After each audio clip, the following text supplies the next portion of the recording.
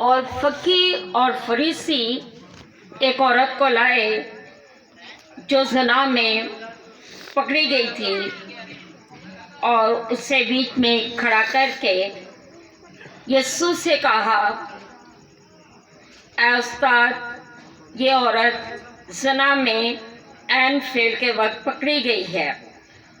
तुरैत में मूसा ने हमको हुक्म दिया है कि ऐसी औरतों को संसार करें। बस तू इस औरत की निस्बत क्या कहता है? उन्होंने उससे आजमाने के लिए ये कहा ताकि उस पर इल्ज़ाम लगाने का कोई सबब निकाले, मगर यीशु झुककर उंगली से जमीन पर लिखने लगा। यीशु झुक गया। यीशु ने क्या किया? यीशु ने उन लोगों के साथ मिलकर क्या किया? क्या उसने ये कहा था कि मैं भी आप लोगों के साथ मिलकर, कि मूसा की शरीयत में ये बात है कि मैं भी आप लोगों के साथ मिलकर क्या करता हूँ, इस जो औरत जो ज़ना में पकड़ी गई है, आप लोगों के साथ मिलकर पत्थर मारता हूँ?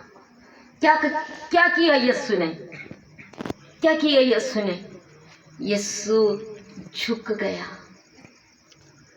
यीशु झुक गया। किसके लिए? वो जो औरत ज़ना में पकड़ी गई थी, यीशु उसके लिए झुक गया। ये वो यीशु जिसके लिए पेशन गोया की गई है। यशायाह नबी ने पुराने अहद में देखे तो यशायाह नबी ने पेशन गोई की है। मेरे साथ निकाल है 11 बाब को निकालेंगे और उसकी पहली आयत को देखेंगे।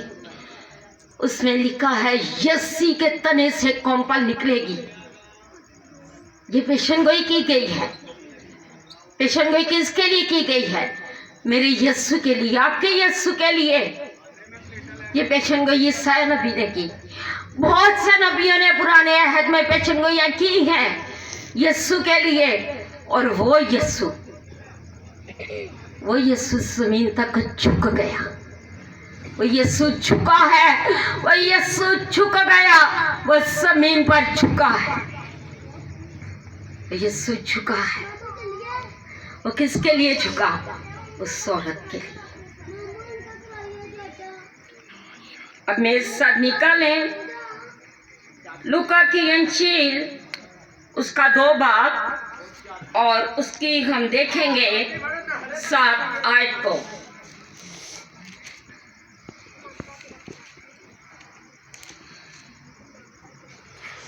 और उसका पहलौठा बेटा पैदा हुआ, और उसने उसको कपड़े में लपेटकर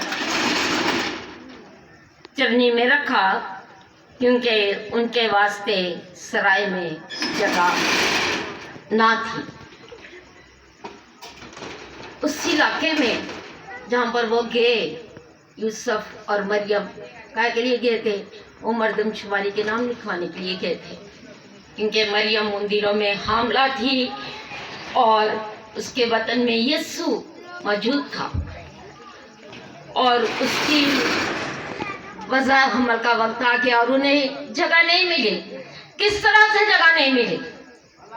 उस पूरे शहर के लोग तो सराव में रह रहे थे उस जगह पर, जहाँ पर के थोड़ा इस तरह से अरेंज किया गया कि जो लोग दूसरे शहर से आए उनके रहने के लिए जगह का इंतजाम हो सके। तो फिर यूसुफ और मरियम ही को क्यों सराय में जगह नहीं मिली? देखें कि यूसुफ और मरियम को सराय में जगह क्यों नहीं मिली? क्योंकि बर्रों की जगह कहाँ भी होती है? कमरों में, घरों के अंदर कहाँ भी होती है? आप लोग बता दें। बर्रों की जगह तो बाड़ों में ही होती है, जहाँ पर ये कहते हैं कि पंजाबी में कहते हैं कि ढाला बना लो, ठीक है, एक छप्पर टाइप बना लो जहाँ पर क्या हम अपने जानवरों को रख सकें। वो क्यों उसके लिए इस जगह का इंतजाम हुआ? क्योंकि वो बर्रा था, वो अज़ल से ज़बा किया हुआ बर्रा। उस बर्रा की पैदाइश उस चरनी में ही होनी थी।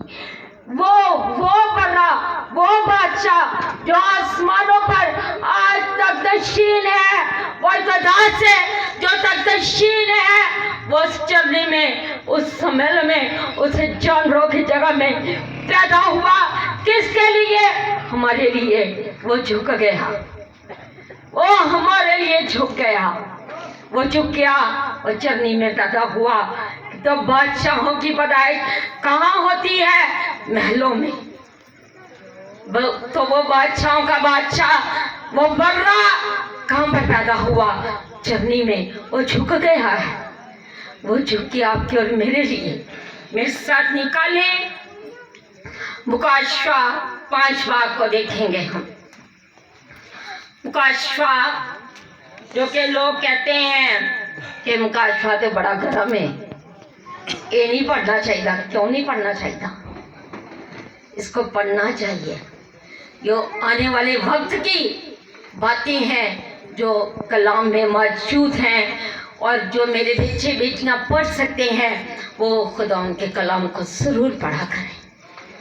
देखिए मुकाशवा 5 बाब में हम देखते हैं खुदा उनका कलाम बयान करता है।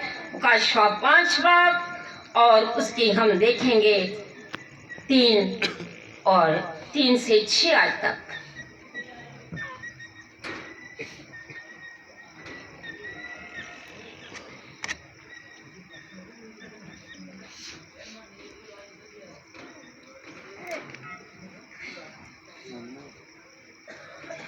और कोई शख्स आसमान पर या जमीन पर या जमीन के नीचे उस किताब को खोलने या उस पर नजर करने के काबिल ना निकला। और मैं इस बात पर सार सार रोने लगा कि कोई उस किताब को खोलने या उस पर नजर करने के लायक ना निकला। तब उन बुजुर्गों में से एक ने मुझसे कहा कि मत रो।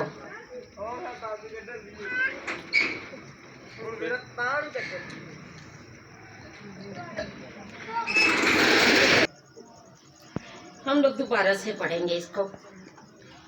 मुकाशवा 5 बाब देखेंगे 3 से 6 आयत।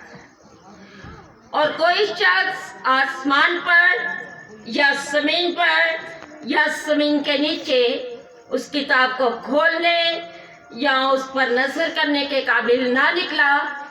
और मैं इस बात पर सर सर रोने लगा कि कोई उस किताब को खोलने या उस पर नजर करने के लायक ना निकला। तब उन बुजुर्गों में से एक ने मुझसे कहा मत रो।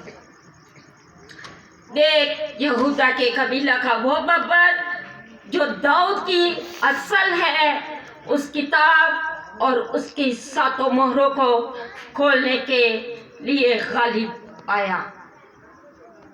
7 मोहरें। यौम आरिफ मुकाशवा जब लिख रहा है तो जब उसे ये बात बताई गई, उसे ये दिखाया गया कि कौन इन मोहरों को खोलने के लायक है। उसने देखा जमीन पर या जमीन के ऊपर या जमीन के नीचे कोई भी ऐसा शख्स उसे नजर नहीं आया। उन 7 मोहरों को खोलेगा कौन? उसे कोई नजर नहीं आया। कोई भी उन 7 मोहरों को खोलने के लायक नहीं निकला। सिर्फ और सिर्फ वो बर्रा जो अज़ल से ज़बा किया हुआ, वो बर्रा जो चरनी में पैदा हो गया, आपके और मेरे लिए झुक गया, वो बर्रा से नजर आया। मुकाशवा ही की किताब में हम देखेंगे, उसकी 9 आयत देखेंगे और उसका पहला हिस्सा देखेंगे हम। पहले हम देखेंगे 6 आयत को। और मैंने उस तख्त और चारों जानदारों और उन बुजुर्गों के बीच में गोया सभा किया हुआ एक बर्रा खड़ा देखा। ये बर्रा की बात आ रही है। बर्रा पैदाइश में बर्रा, नए अहद में बर्रा, मुकाशा में बर्रा, बर्रा पुराने अहद में इस्राएल को मिस्र से निकालने के लिए बर्रा, उनकी कुर्बानियों के लिए, कफ्फारों के लिए बर्रा। हर जगह पर वो बर्रा मौजूद है हमारे कफ्फारा के लिए। हमारे कफ्फारा के लिए ही तो वो झुक गया। वो उस औरत के लिए झुका।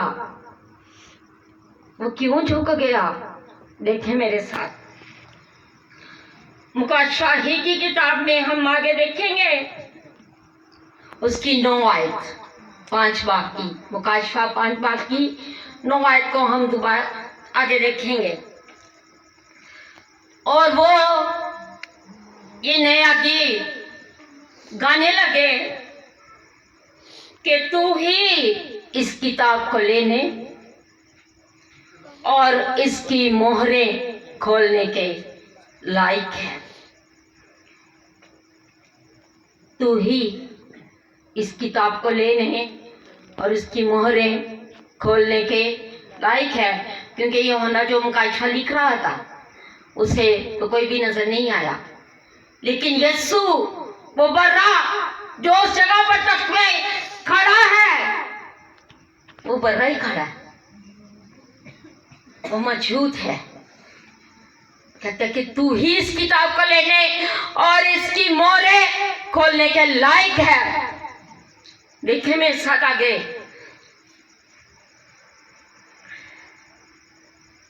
आगे हम लोग देखेंगे इसकी 12 आयत को। और वो बुलंद आवाज से कहते थे कि सबा किया हुआ बर्रा ही कुदरत और दौलत और हिकमत और ताकत और इज्जत और तमजीद और हम्द के लायक है। वो कितने कामों के लायक है? सबा किया हुआ बर्रा, कुदरत,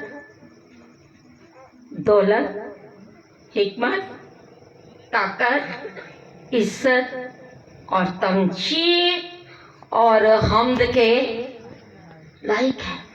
अब देखें, इतनी सारी बातें आ गई हैं, ठीक है। वो बर्रा,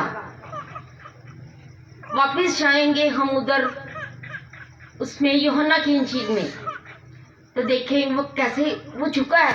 वो किसके लिए झुका है? एक औरत के लिए। वो सिर्फ एक औरत के लिए नहीं झुका। वो बर्रा जो के इज्जत और तमजीद अजमत के लायक है, वो कुदरत और दौलत के लायक है, वो झुक गया।